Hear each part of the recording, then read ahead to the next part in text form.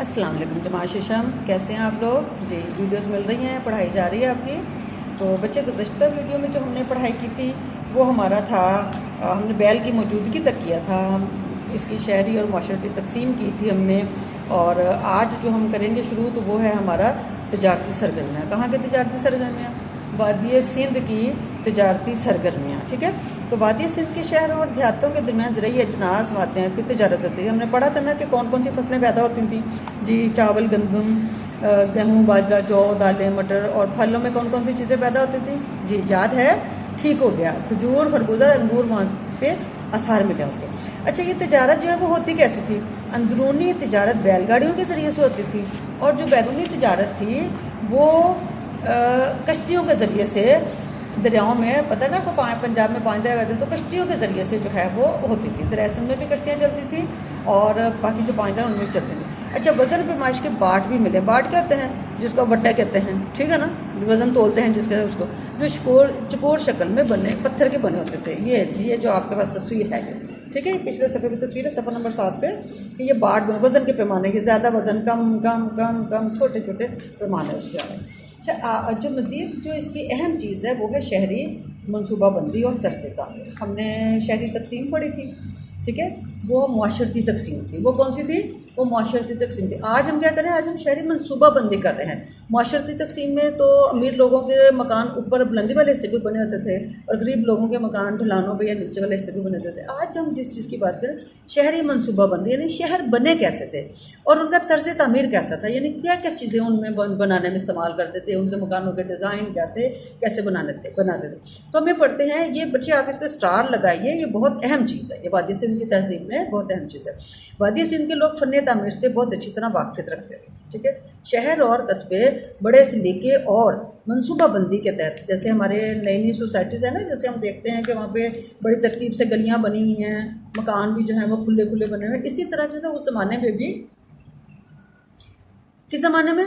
वादी सिंध की तहजीब के ज़माने में बड़े सलीके से और मनसूबाबंदी से बनाए जाते थे। अच्छा, कैसे बनाए जाते थे?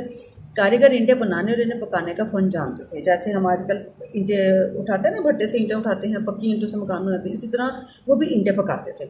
वो मकानात की बुनियादें गहरी और मजबूत बनाते थे। आपके मकानों की भी बुनियादें खोदी जाती हैं जब मकान नया बनता है तो, ठीक है, तो वो भी अपने मकान जब बनाते थे तो बुनियादें बहुत गहरी खोदते थे और मजबूत बनाते थे और ज़ाहिरी खूबसूरती पर भी बहुत ध्यान देते थे जी। देखते हैं ना, आपको पता है, जैसे आजकल हमारे मकान हैं, खूबसूरत डिज़ाइन बने हुए हैं, उसमें जो है ना ग्रिल लगी हुई है, और वो अपने हिसाब से जो है ना वो उसमें वो खूबसूरती बनाते थे। फिर उसके बाद है मकानात शहर की सड़कों के किनारे पर बनाया जाता था, ठीक है।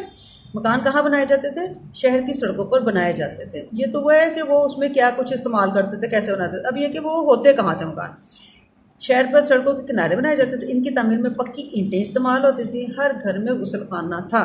अभी हमारे अटैच बात है ना, तो उनके घरों में भी गुसलखाना था, लेकिन वो गुसलखाना कहाँ होता था? वो बैरूनी गली की तरफ बनाया जाता था। मतलब जैसे घर के अंदर ही होता था, लेकिन जो घर की जो बाहर वाली साइड है ना, सड़क की तरफ जो खुला है, या फिर मकानों के दूसरी तरफ जो है वो गंदी गली होती थी जिसमें गंदा पानी चला जाए, तो या फिर उस तरफ जो है बनाए जाते थे, ताकि वो जो वाशरूम की गुसलखाने की जो स्मेल है ना, बू जो है, वो घर के अंदर ना महसूस हो।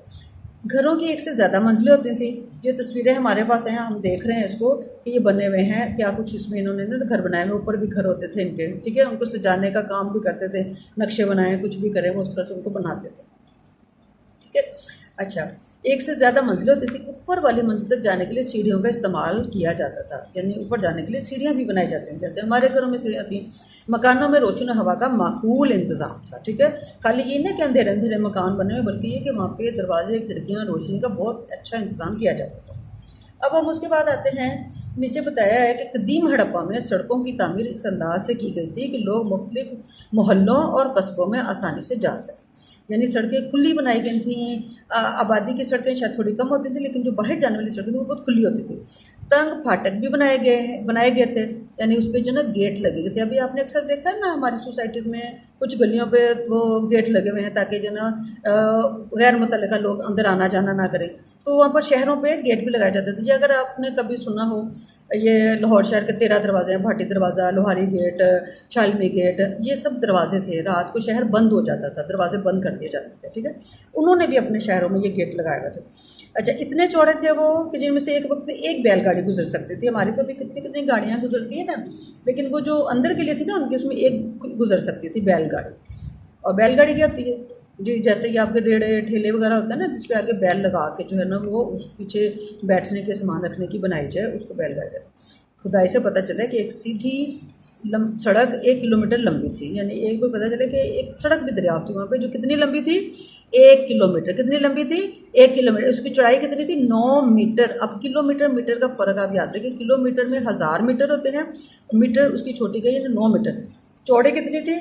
9 मीटर। और लंबी कितनी थी? लंबी क्या है, ऊपर की तरफ या नीचे की तरफ जैसे हम जाते हैं, तो कितनी थी वो 1 किलोमीटर के करीब थी। अच्छा, ये तो उनका था मकान बनाने का तरीका। इसका इनके निज़ाम की एक बहुत ही खूबसूरत ज़बरदस्त चीज़ है, वो नक्काशी आपका निज़ाम है। आप ये तस्वीर में देख रहे हैं, ये नाली सी बनी हुई है, और ये नालियाँ इधर से भी आ रही है, ये भी नाली आ रही है, ये भी नाली आ रही है। ये नालियाँ ये घरों से आ रही हैं, और ये मेन है। जैसे अब आप देखते हैं आपके बाहर जो है वो गंदे नाले बने हुए हैं, और घरों के आपके अंडरग्राउंड पाइप आपके आते हैं ना, जो उस नाले में गिरते हैं, आपके बाहर जो है ना गटर बने हुए हैं। तो ये उस ज़माने में, जो तकरीबन कितना बताया हमने, तकरीबन 7 से 8 हज़ार साल पुरानी ये तहजीब है कि वहाँ पर ये पुख्ता नालियाँ जो है ना बनाई गई थी। तो क्या क्या खूबियाँ थी इनके नक्काशी आपके निज़ाम की? गंदे पानी की नक्काशी का, नक्काशी कहते हैं निकालने को, नक्काशी किसको कहते हैं? निकालने को। निकालने का उम्दा इंतज़ाम था। गंदे पानी की निकास के लिए बेहतर छोटी नालियाँ और बड़ी नालियाँ बनाई जाती थी। जैसे अभी आपको मैंने बताया यहाँ पे कि ये बड़ी नाली है और ये छोटी नालियाँ जो घरों से आ रही हैं, तो छोटी बड़ी नालियाँ बनाई जाती थी। और छोटी नाली उसके बाद की छोटी नालियों को ईंटों और बड़ी नालियों को पत्थर की बड़ी सिलों से ढांप दिया जाता था, ताकि वो जो बदबू है वो बाहर ना फैले। गंदे पानी को बड़ी नालियों से मिला दिया जाता था, ठीक है। जो घरों की नालियाँ थी उनको बड़ी नाली में डाल देते थे, और इस तरह जो है गंदा पानी शहर से बाहर चला जाता था। कदीम दौर में ऐसा कोई शहर नहीं जहाँ नक्काशी आपका इतना बेहतर और उम्दा इंतज़ाम और सहूलियात मौजूद हों, जहाँ इतना बेहतर इंतज़ाम और उम्दा सहूलियात मौजूद हों जाकर, ठीक है। तो आपने देखा कि ये यहाँ का वाक़ई सिंध की तहसील में क्या कुछ था, यहाँ पे कैसे सूझे हुए लोग थे ये। आपने इन वीडियोज़ को अच्छी तरह से देखना है, बार बार समझना है इनको, और कोशिश कीजिए कि आप इनको इसी तरतीब से जो भी याद कर सकें। ओके बच्चों, अल्लाह हाफ़िज़।